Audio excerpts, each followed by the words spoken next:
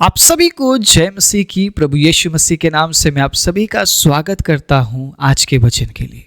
परमेश्वर के प्रिय लोगों, आत्मिक जीवन की जिम्मेदारी आपके ऊपर है। आप उस जिम्मेदारी से भाग नहीं सकते हैं। आप हर एक जिम्मेदारी को आप बहुत अच्छे से आप निभा रहे हैं। आपके काम के प्रति आप विश्वास योग्य है, आपके परिवार के प्रति आप विश्वास योग्य है, आपके बच्चों के प्रति आप विश्वास योग्य है, आपके माँ बाप के प्रति आप विश्वास योग्य है। लेकिन उसी जगह में क्या आप आत्मिक जिम्मेदारी के प्रति क्या विश्वास योग्य है? आज मैं आपको उत्साहित करना चाहता हूं ये कहते हुए, आत्मिक जिम्मेदारी आपकी जिम्मेदारी है। आपको कोई भी आकर नहीं बोलेगा कि आत्मिक जीवन में आगे बढ़ो, कोई नहीं बोलेगा आपको।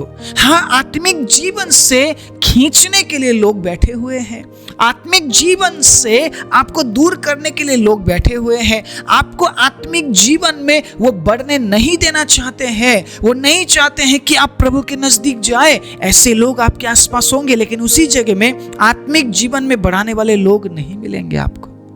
परमेश्वर की दया से अगर मिल भी जाए, परमेश्वर के अजीजों, अगर आपने उन लोगों का फायदा अगर आपने नहीं उठाया, उन समयों का अगर फायदा आपने नहीं उठाया, आप आत्मिक जीवन में नहीं बढ़ पाएंगे। आप बाकी हर क्षेत्र में आप बढ़ेंगे।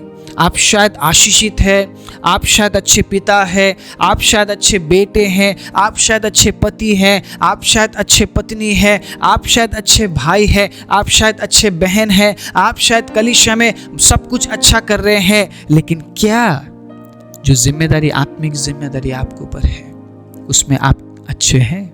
अच्छे हैं तो आप कितने अच्छे हैं? क्या आप आपके आत्मिक जिम्मेदारी को निभा रहे हैं? सोचना जरूरी है, सोचना जरूरी है। क्योंकि अब हम एक ऐसे समय में आ पहुंचे हैं, एक ऐसे युग में परमेश्वर के अजीजों हम जी रहे हैं। यीशु मसीह कभी भी आ सकते हैं, यीशु मसीह कभी भी आ सकते हैं। परमेश्वर के अजीजों, वो आज आएंगे या कल आएंगे किसी को नहीं पता। वो अगले साल आएंगे या अगले महीने आएंगे किसी को नहीं पता। वो अगले 6 महीने बाद आएंगे या अगले साल या 2 साल या 3 साल बाद आएंगे, किसी को नहीं पता। हमारे पास समय बहुत कम है। इसीलिए परमेश्वर के अजीजों, जो आत्मिक जिम्मेदारी हमारे ऊपर है, उस जिम्मेदारी के प्रति हमें विश्वास योग्य होना पड़ेगा। उस जिम्मेदारी को हमें बखूबी निभाना पड़ेगा। आज मैं आपके आत्मिक जिम्मेदारी के बारे में बात करना चाहता हूं। परमेश्वर ने मुझे आत्मिक जिम्मेदारी दी है, परमेश्वर ने आपको भी आत्मिक जिम्मेदारी दी है। आपके आत्मिक जिम्मेदारी के प्रति आप कितने संवेदनशील हैं? आपके आत्मिक जिम्मेदारी के प्रति आप कितने सचेत हैं? आपके आत्मिक जिम्मेदारी के प्रति आप कितने जागरूक हैं? परमेश्वर जानता है। और पता है कौन जानता है? शैतान भी जानता है। शैतान जानता है आप कितना आत्मिक जीवन जीना पसंद करते हैं। शैतान जानता है आपका कमजोरी क्या है। शैतान जानता है आप किस क्षेत्र में कमजोर है। परमेश्वर के अजीजों, अगर आप ढंग से आत्मिक जीवन ना जिए, वो बार बार उसी क्षेत्र में आपको गिराएगा।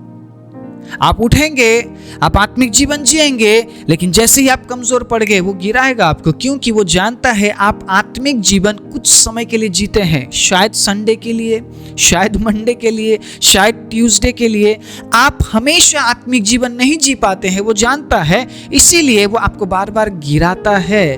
परमेश्वर उठाता है, आमीन। परमेश्वर गिरे हुओं को उठाता है, लेकिन वो उठे हुओं को गिराता है। आप समझ रहे मेरी बात? वो लोगों को उठने नहीं देगा, वो परमेश्वर के लोगों को उठने नहीं देना चाहता है। क्योंकि वो जानता है अगर एक व्यक्ति ढंग से आत्मिक जीवन जी ले, उसे गिराना मुश्किल है। घुटनों में हमें लड़ाई करनी पड़ती है हमारे हालातों से। आप क्या सोचते हैं आत्मिक जिम्मेदारी का मतलब यूट्यूब में वचन सुनने से आपकी आत्मिक जिम्मेदारी पूरी हो जाती है? परमेश्वर के अजीजों, वो आपको आत्मिक जीवन में देखना चाहता है, वो आपको आत्मा में देखना चाहता है। आप शरीर में कितना जीते हैं और आप आत्मा में कितना जीते हैं, ये बात आपको छोड़कर और किसे पता है? शायद आप 10-15 मिनट के वचन को सुन लेते होंगे।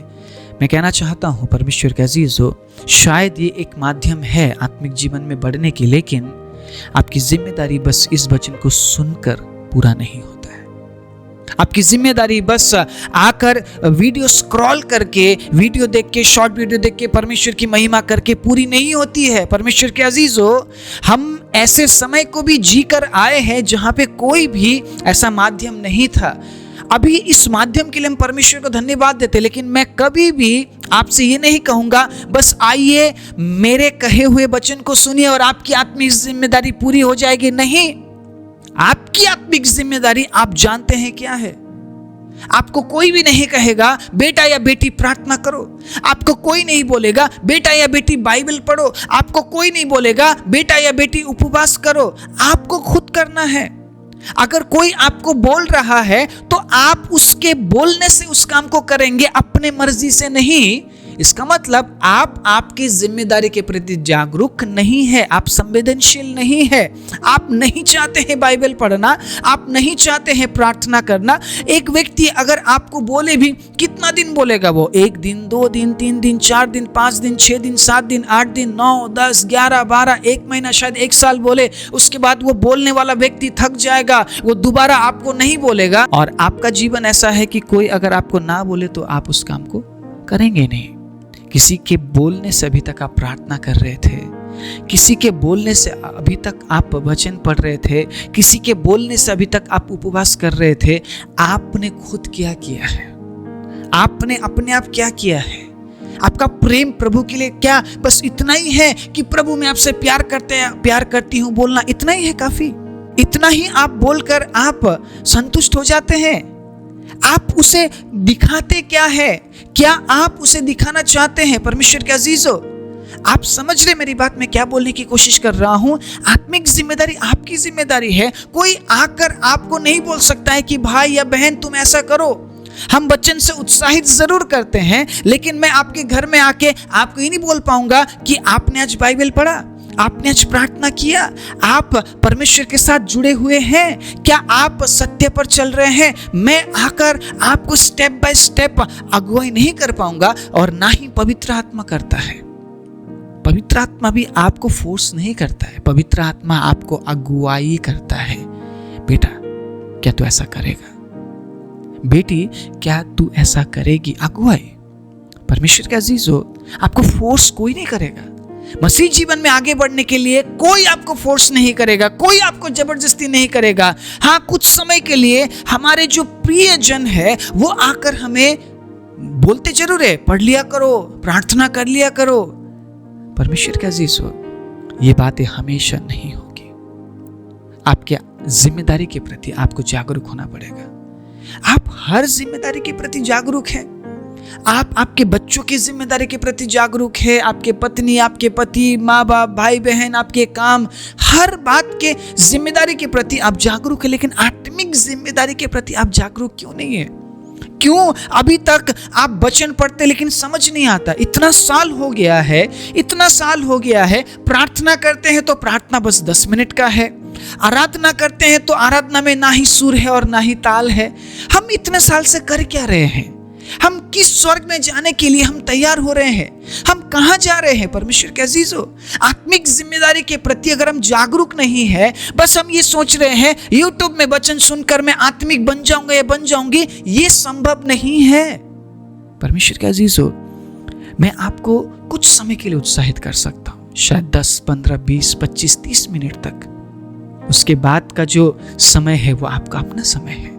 उन समयों में आप क्या करते हैं, आपके आत्मिक जिम्मेदारी को निभाने के लिए परमेश्वर जानता है और आप भी जानते हैं। इसलिए इस वचन से मैं आपको उत्साहित करना चाहता हूं।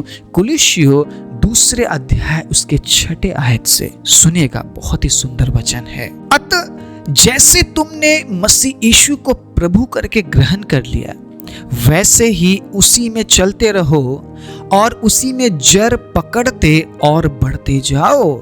और जैसे तुम सिखाए गए वैसे ही विश्वास में दृढ़ होते जाओ और अधिक धन्यवाद करते रहो। आपने क्यों विश्वास किया? आपने किस तरीके से विश्वास किया? परमेश्वर के अजीजों, आप क्यों प्रभु यीशु मसीह के पीछे चल रहे हैं? क्लियर कीजिए। हम बस वाहवाही के लिए या हम बस स्वर्ग जाने के लिए यीशु मसीह के पीछे नहीं चल रहे हैं। हमें यहाँ पे भी स्वर्ग चाहिए और मरने के बाद भी हमें स्वर्ग चाहिए। पृथ्वी में रहते समय भी परमेश्वर के अजीजों, हमारी प्रार्थना ये होती कि प्रभु आप मेरी हर इच्छाओं को पूरी कीजिए, आप मुझे आशीष दीजिए, मुझे कंफर्ट दीजिए, प्रभु मुझे आराम दीजिए। मतलब जो भी प्रार्थनाएं हम करते हैं हमेशा हमारे भलाई के लिए होती है। हम परमेश्वर से हमेशा आशीष चाहते हैं, चंगाई चाहते हैं, छुटकारा चाहते हैं। लेकिन उस जिम्मेदारी के प्रति क्या परमेश्वर के अजीजों जो हमारे ऊपर है, मरने के बाद भी हमें स्वर्ग चाहिए और जीते जी भी हमें स्वर्ग चाहिए। लेकिन सुनिएगा कुलिस्सियों की किताब में किस प्रकार लिखा है, जैसे तुमने यीशु मसीह को प्रभु जानकर ग्रहण कर लिया वैसे उसमें चलते रहो ना। जैसे तुमने ग्रहण किया, आज अगर वैसे तुम नहीं चल रहे हो तो तुम बहुत बड़ा आशीष तुम खो रहे हो। आप समझ रहे मेरी बात? अगर हम उसी चाल में नहीं चल रहे हैं जिस चाल में हम पहले चल रहे थे, अगर हमारा चाल बदल गया है तो हमारा डायरेक्शन भी बदल गया है, हम स्वर्ग की ओर नहीं जा रहे हैं। उसी में बढ़ते जाओ बोला है, जड़ पकड़ते जाओ बोला है। परमेश्वर के अजीजों, क्या आप जड़ पकड़ रहे हैं? क्या आपका प्रार्थना का समय बढ़ रहा है? क्या आपका प्रार्थना का तरीका बदल रहा है? परमेश्वर के अजीजों, क्या आपका आराधना का तरीका बदल रहा है? क्या परमेश्वर के साथ जो रिश्ता है वो और घनिष्ठ बन रहा है, या आज भी आप प्रभु से दूर है? आप बार बार प्रभु से दूर हो जाते हैं, या आज भी आप इतने सालों बाद उन तरीके को आप इस्तेमाल ही नहीं कर पा रहे जिन तरीकों के बारे में परमेश्वर के वचन में दिया गया है? इसका मतलब गड़बड़ है। Something is wrong, something is wrong. हम उस चाल में नहीं चल रहे हैं तो हम कहां जा रहे हैं? फिर हम कहां के लिए तैयारी कर रहे हैं? परमेश्वर के अजीजों, भले ही हमें इस पृथ्वी में स्वर्ग मिले या ना मिले, लेकिन स्वर्ग में तो स्वर्ग मिलेगा। ये प्रॉमिस परमेश्वर का है, ये वायदा परमेश्वर का है।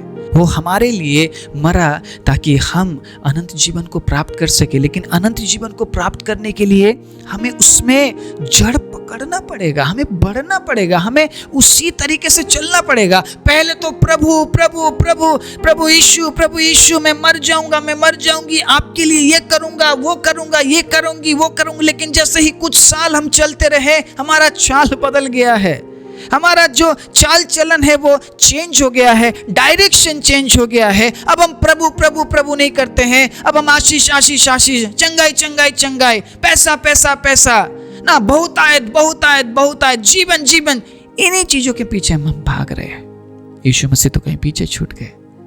परमेश्वर के अजीजों, जो जिम्मेदारी प्रभु ने आपको दी है उस जिम्मेदारी के प्रति सचेत रहिए, क्योंकि शैतान जानता है आपका कमजोरी क्या है और उस कमजोरी में वो आपको बार बार गिराएगा, वो आपको बार बार परमेश्वर से दूर करेगा और एक दिन ऐसा होगा आप हमेशा के लिए दूर हो जाएंगे। यीशु मसीह का मरने का कारण क्या है? ताकि हम हमेशा के लिए पिता के नजदीक आए। लेकिन परमेश्वर के अजीजों, उस जिम्मेदारी के प्रति, आत्मिक जिम्मेदारी के प्रति अगर हम सचेत ना रहते हुए कार्यों को करते हैं तो हम परमेश्वर के नजदीक नहीं रह पाएंगे। प्रार्थना करना आपका काम है, कोई भी आपको नहीं बोलेगा। प्रार्थना में बढ़ना आपका काम है। परमेश्वर के अजीजों, ये आपकी जिम्मेदारी है। उपवास करना, उपवास में बढ़ना आपकी जिम्मेदारी है।